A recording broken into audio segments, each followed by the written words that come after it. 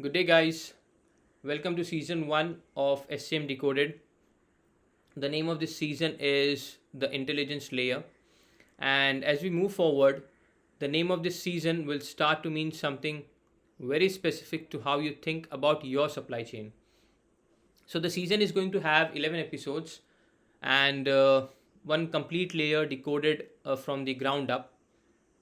This season is going to include demand forecasting, planning, inventory, variability, the bullwhip effect, and somewhat AI in supply chain on kind of need to know basis. No jargon, no tools, or no coding. So let's start our journey today. Imagine you going to a warehouse. So when most people who walk into a warehouse think the problem is what is not there, the empty shelf, the stock out, the missed delivery. That is where you know most of the people have their presence of mind. But when I tell you, and you have to think about it in a very different way, the more expensive problem is what is there. Okay, now let us talk more about it. The inventory that arrived perfectly with right specification, right condition, and at a right location is sitting there, and for that demand has never come. So that is the number which people need to concentrate on. That number is on the left of your screen right now, and it is not the result of bad people making bad decisions. It is the structural consequence of a system that was designed to work exactly this way. So, guys, today we try to decode the question of $2.5 trillion, how that happens, and what the best supply chains in the world do differently to stop it happening to them. So, like I said in my previous episodes, forecast lie is going to come, and here it is. Every forecast is wrong. The question is whether your supply chain is built to absorb the error or break under it. Let us proceed. So now look at the timeline on the right. See the gap between the first step and the last one. That gap is in weeks or sometimes in months depending on the product.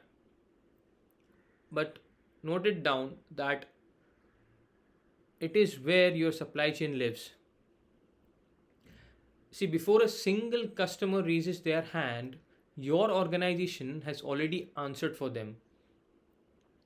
They have lined up the trucks, okay? Raw materials have been sourced, factories' time slots have been booked, all of it decided on a number that represents a future that has not yet happened. See, that is not a flaw in your planning process. That is how supply chain works. They cannot wait for certainty. By the time certainty arrives, the customer is already waiting or maybe gone to the competitor. The question is not whether to forecast, it is what you do when the forecast breaks. The forecast exists because the supply chain cannot wait for certainty. The problem is that certainty never comes. Now, let us discuss a bit on the cascading effect, the amplification principle. So, here is the question those percentages on screen are answering. Why does a consumer level problem become a supplier level crisis? It's quite common in the organizations. See, each function that receives the forecast does not just pass it along, it adds its own buffer, its own cushion of uncertainty. See, plan is going to inflate safety stock slightly because it does not fully trust the number. Source locks in larger MQs because the suppliers demand commitment, the economies of scale. Make stages more materials because production abhors a shutdown. By the time the original 10% error at the start reaches your raw material tier, each layer has multiplied it. We cannot call it as bad management, That is a rational kind of a self protection at each level of a system, because nobody has the full picture. The fix is not better people at each pillar. The fix is better information flowing through all of them simultaneously. So this is where the bullwhip effect come and has a name precisely, because this always happens.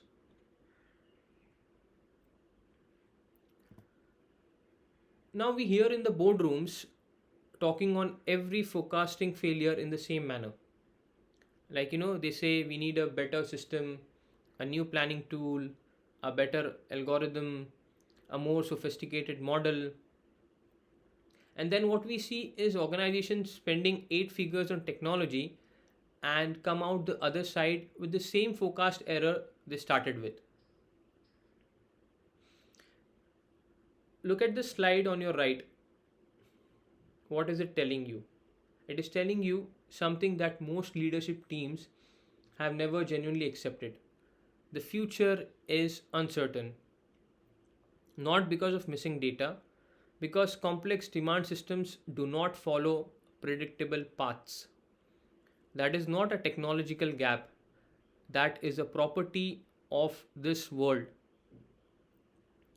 The organizations that figured this phenomena stopped sending, you know, people around calculating forecast accuracy, and they started investing in agility. They built supply chains that could respond to a wrong forecast in hours, not even weeks. That is the difference between the two sides of your screen right now. Most companies get this wrong. They chase forecast accuracy, but the leaders of supply chain chase forecast immunity.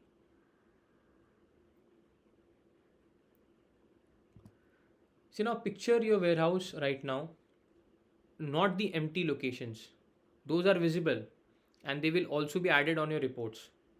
Picture the full ones, the pallets that are perfectly organized, correctly labeled, and completely unwanted. Every one of those pallets cost money to produce, money to ship, money to store, and will cost more money to mark down or write off in future.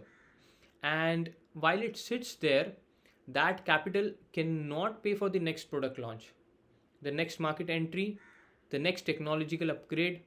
The capital over there is frozen, earning nothing for you. And the slide on the left shows you what that looks globally. See, most finance directors have to see their share of this number calculated in one row. Remember, the number nobody tracks is the most expensive number in your supply chain. This week, try to find yours. So, now let's take an example of different industries. The same failure looks completely different depending on which industry you are standing in, but the root cause is always identical.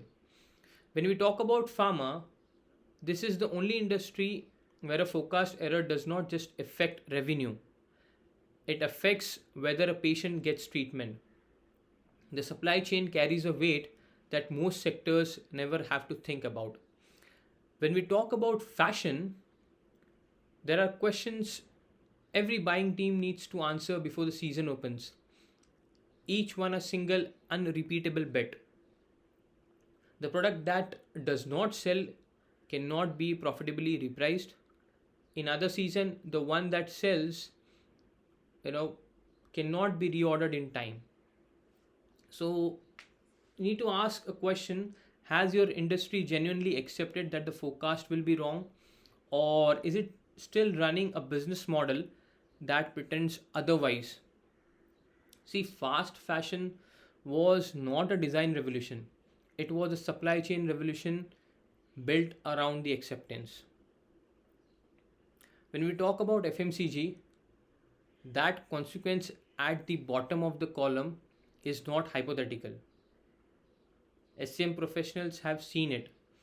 A retailer gives your shelf space away after two stockouts, and the competitor who takes it does not give it back. That is not a supply chain loss. That is a market share loss that compounds for years.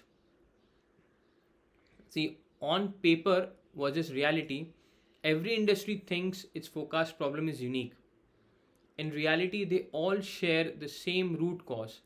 The future did not follow the plan.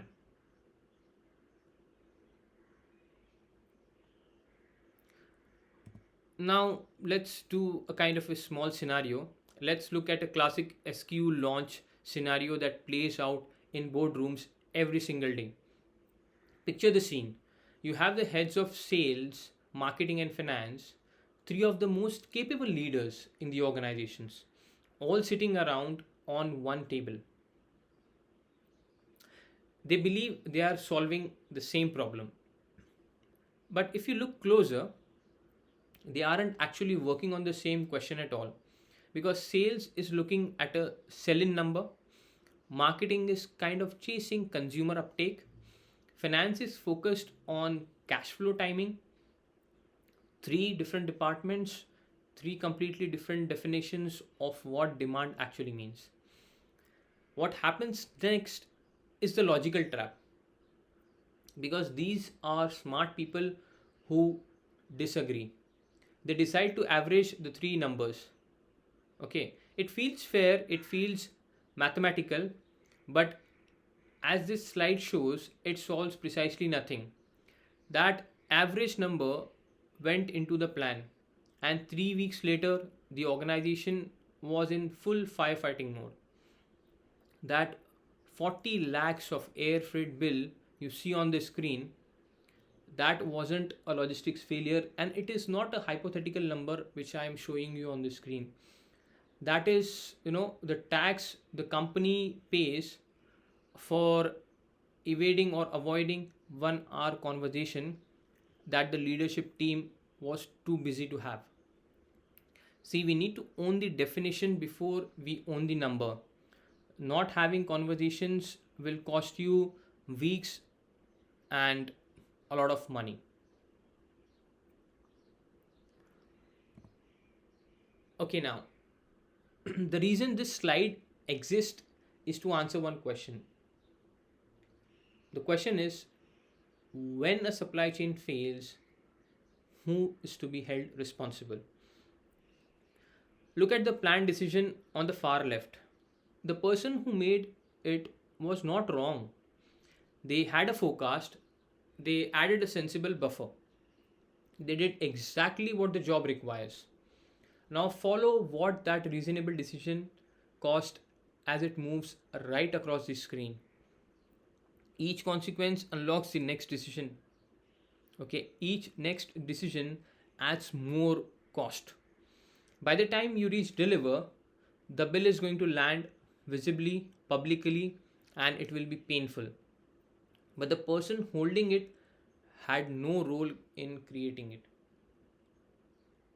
This is the systematic problem, not individual failure, no bad actor, a chain of individually rational decisions that collectively produce an irrational outcome.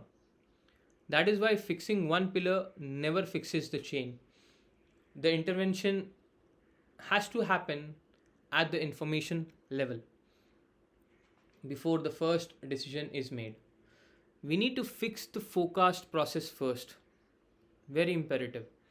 Then build the supply chain that absorbs what the process cannot fix systematically. We don't need to go pillar by pillar. Now, what's happening in the real world? What we spoke in the previous slides, let us relate that to the real world. So, three real organizations, three signals from this year. I want you to read each one on this screen. Then I will tell you what it actually means.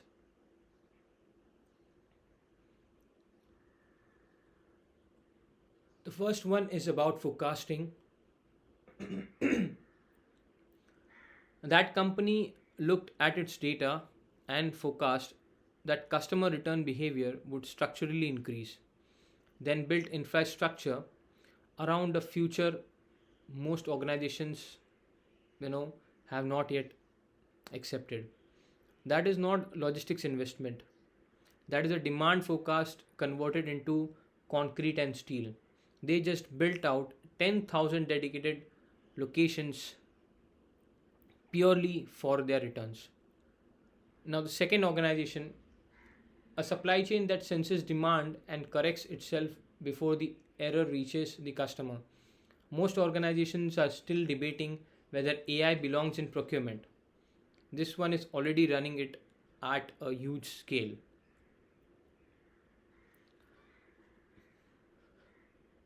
The third one, and the most important one for anyone watching from the Indian market, there was a 2-degree deviation in one shipment, and the relationship of different parties totally gone. See, cold chain forecasting is not just temperature management, it is a precision demand problem. And when it breaks permanently. So I deliberately didn't take the names of the organization because I want you to take action from your end. Go online and search for this. So the calculation on screen takes 15 minutes. Do it this week before you do anything else. Not because the number will be comfortable, because you need to see it. See, most supply chain professionals go their entire career without seeing their forecast error translated into a rupee figure on one row. When you follow the 3 steps on the slide, what you get at the end is not a formula result. It is a conversation starter with your CFO, with your CEO, with your operations head, or if you want to head the operations, with whoever decides where working capital gets employed next quarter. That number is your opening argument for every supply chain improvement you have ever wanted to make and could not get funded. Next episode is going to be about how world class organizations build the demand plan that sits behind the forecast. Because the best number in the world inside a broken planning process produces nothing.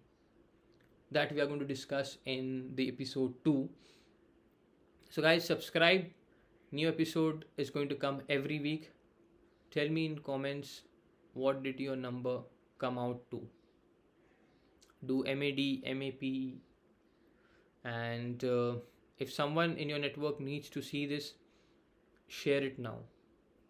So, guys, this is SCM Decoded, the global supply chain community. We discuss real operations, deep theory together, and we decode everything and built a giant supply chain community. Thank you, guys.